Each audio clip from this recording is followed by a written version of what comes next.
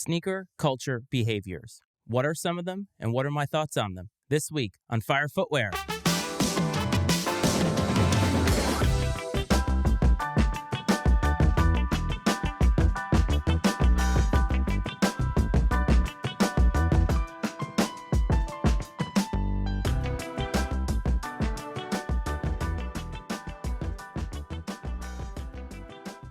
What's up, everyone? Welcome back to Fire Footwear. As always, this is your host, Matt Freites. I'm thankful that you are here and that you are back with this show. I want to say out front that I do apologize for not coming out with an episode last week. I lost my voice last week, and I just was unable to get an episode out.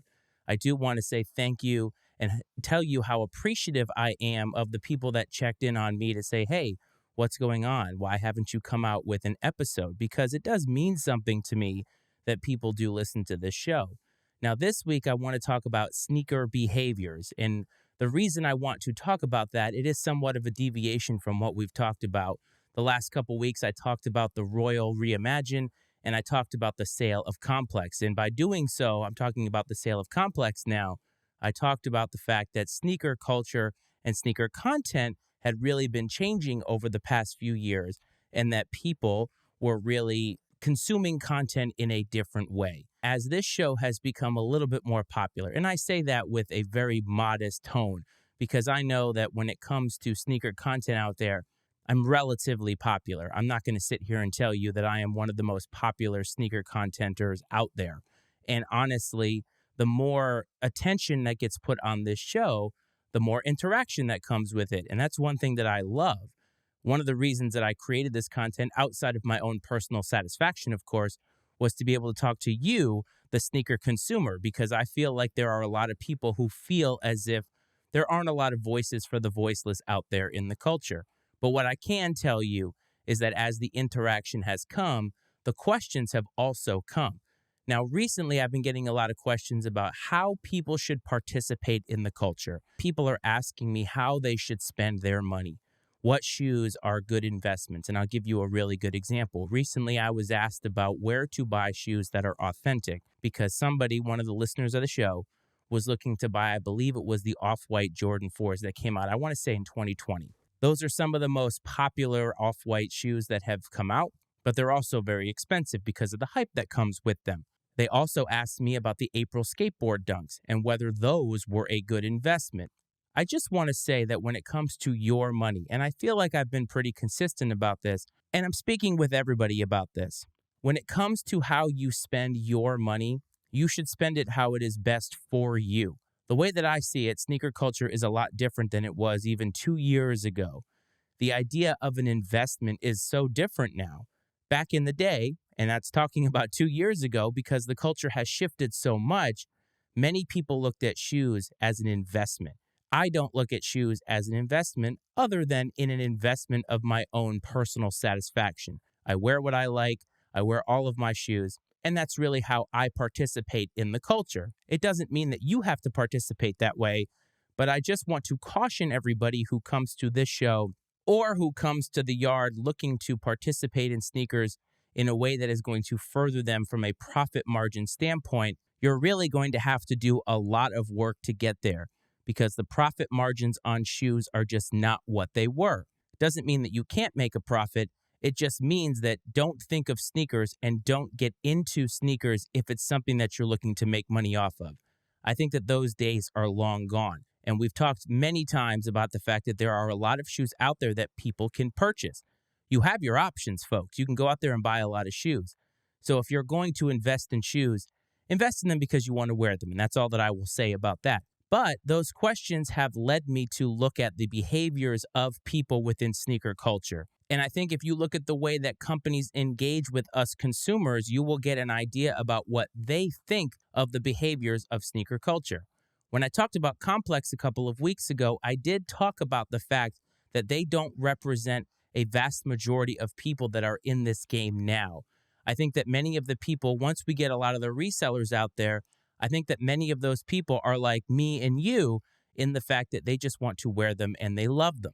But I think that Complex and even Sneaker News and maybe even Sneaker Bar Detroit, I think that many times when it comes to their content, they probably are placating and making sure that they are being heard by the loudest people in the room. And I think that the loudest people in the room don't represent a vast majority of the people that are in this culture now. And that leads me to talk about what I think are the reasons why people buy sneakers. Now, I just talked about one, and that was investment, and that gets into resale culture. I think that reselling and profit margins are done in terms of the way that they were a couple of years ago.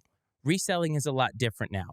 There are people, many people, who still look at shoes as something that can do something for them, that can pay their bills.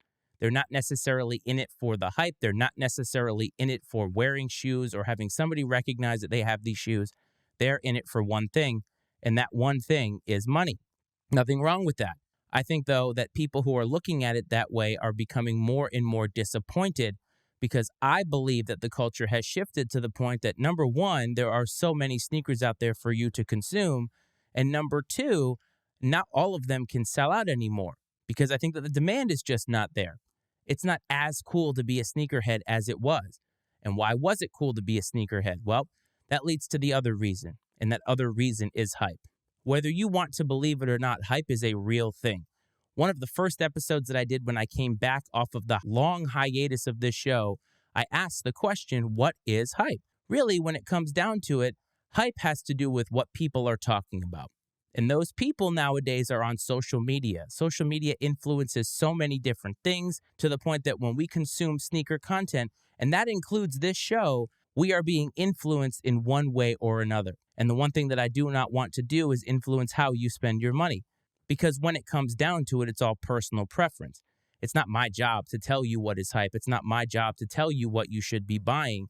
There are many people who are going to disagree with what I say. There are many people who are going to disagree with what Complex says. The point is, there is enough room for opinions on all sides of the fence. The thing about hype, though, is it does sell shoes. All you have to do is look at shoes that are designed or endorsed by people that are very, very famous. Travis Scott is probably the perfect example. Kanye West is another great example because it has their name on it or their name associated with it, and that's a very, very key distinction to make. People are going to want to buy it. Doesn't matter how good or bad it is, because if you go to the comment section on social media, every time there was a leak about a new Yeezy, every time there's a new leak about a Travis Scott, there are people like myself who think or say that this is a bad release, that this is trash. Now, what you don't see in the comment section is the fact that those same people who are trashing it in the comments are also trying to buy it. And that's what hype does. People can't help but get involved. People can't help but get wrapped up in the idea that, oh my goodness, everybody wants it, so I also have to have it. That's not the way I participate in sneaker culture, but hype does exist. It still exists for a few shoes. It still exists for a few designers. Overall, though, I don't think the hype train is going nearly as fast as it was. Just about every shoe, if it was a Nike Dunk 2 years ago, it was going to sell out. Regardless of what it looked like, regardless of the materials, it was going to sell out. Nowadays, it's probably a 50-50 shot, so I don't think that the hype train is traveling quite as fast, but I do believe that hype still influences people. And that actually directly leads to the next reason why people buy sneakers, and that is clout and influence. Clout and influence comes in to me when you go into a group of people and those people think differently about you because of the shoes that you are wearing. Or you post about them on social media and people think differently about you. That is clout.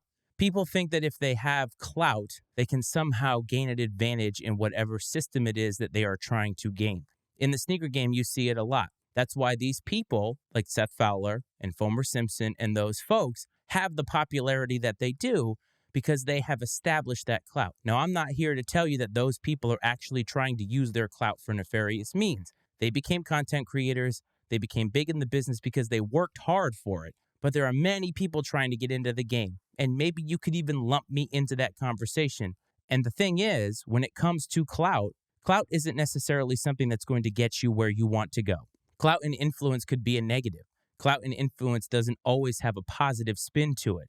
Many people want to be recognized for something that they have that you don't have. It doesn't make you a better person. It doesn't make you a better sneakerhead. It just means that you have something that nobody else has. Now, I went through that phase. When I was deep into the rep fam, I was buying a lot of shoes that I knew were hype because I wanted to be able to show other sneakerheads that I was worthy of their attention because I had this shoe.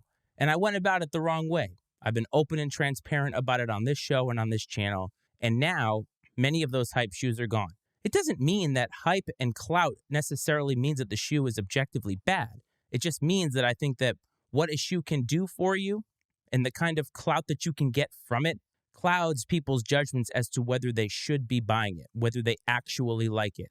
And that's why I think that people still will look at shoes for what it can get them, whether it's profit margin or whether it's that attention that they are seeking. Another reason that people go after shoes is because they are collectors. A lot of the OGs who listen to this show, hopefully there are some of you, but many of the OGs have been in this game for such a long time.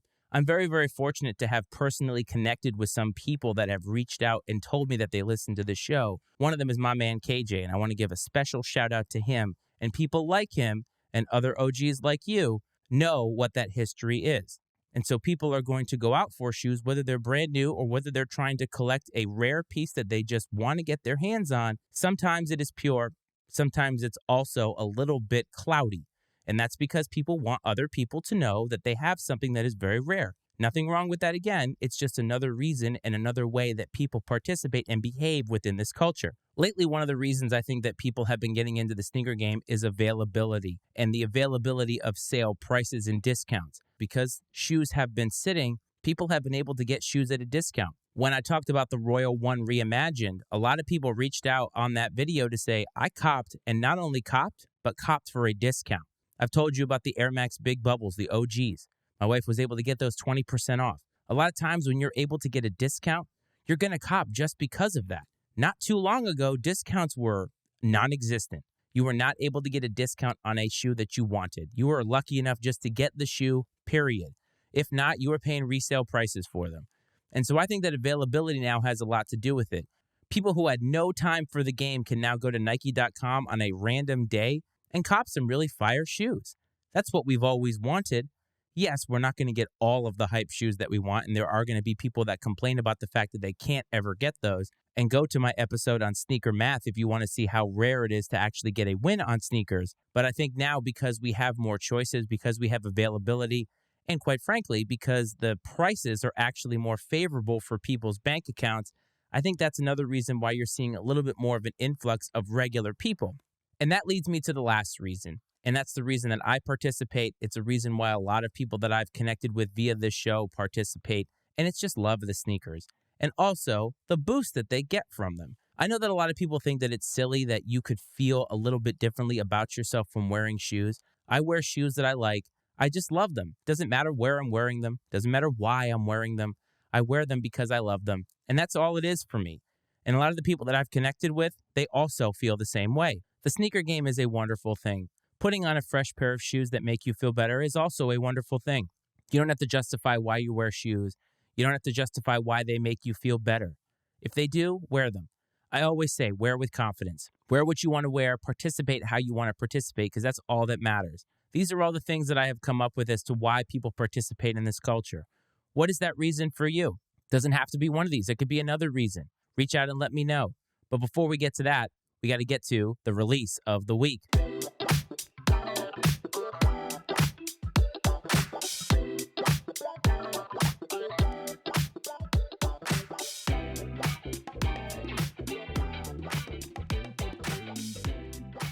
Release of the week, where I like to highlight a shoe that catches my eye. It's not always hype. It actually rarely is hype.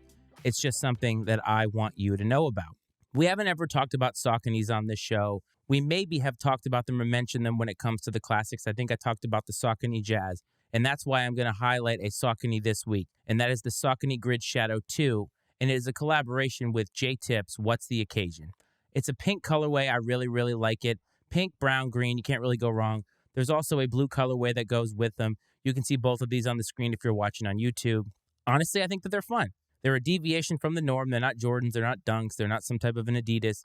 They're just fun. So sneaker behaviors. What are some that you think that you exhibit? What are some reasons that I missed or some that you maybe think that I nailed? Reach out to the show on Instagram. @FireFootwearPod is the handle. If you want to email, firefootwearpod@gmail.com for the same reasons. On Facebook, Fire Footwear, a sneaker podcast is what you would search. On TikTok, I like to post some reels. Fire Footwear Pod is the handle to reach us there. If you want to check out the audio episodes, you can find them wherever it is that you find your podcast, including Apple and Spotify. As always, please support the Matty Ice Media Network, which is a flag above my head, mattyicemedia.com, for all the other podcasts that we have. I hope this finds you well. I hope this finds you safe. This is Fire Footwear.